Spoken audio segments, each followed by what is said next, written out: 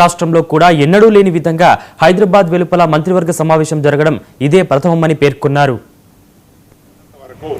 Cabinet meeting ఎప్పుడు హైదరాబాద్ తప్ప బయట పెట్టిన సందర్భాలు ఉన్నాయని నేను అనుకోవట్లే.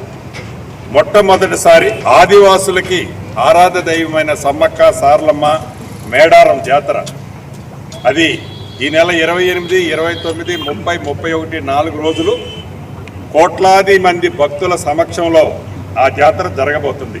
ప్రతి 2 సంవత్సరాలకి ఈ జాతర సర్వసాధారణంగా వస్తుంటుంది. కానీ ఈసారి జాతరకు ఒక ప్రత్యేకత ఉంది.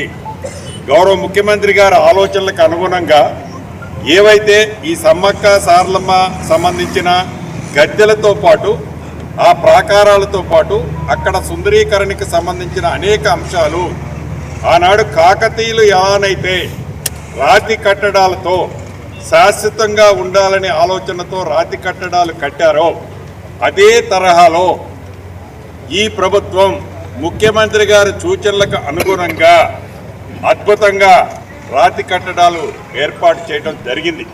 ఆ రాతి కట్టడాలకి సంబంధించిన అంశం 19వ తారీఖు ఎర్లీ మార్నింగ్ అక్కడ ఉండే పూజారులు సూచనల మేరకు 19వ తారీఖు ఉదయం దాన్ని లాంఛనంగా కొత్తగా ఏవైతే ఏర్పాటు చేశామో రాతి కట్టడాలు వాటన్నిటినీ గౌరవ ముఖ్యమంత్రి గారు, ఉప ముఖ్యమంత్రి గారు, సహచర మంత్రుల సమక్షంలో ముఖ్యమంత్రి గారు వాటిని ప్రారంభిస్తున్నారు.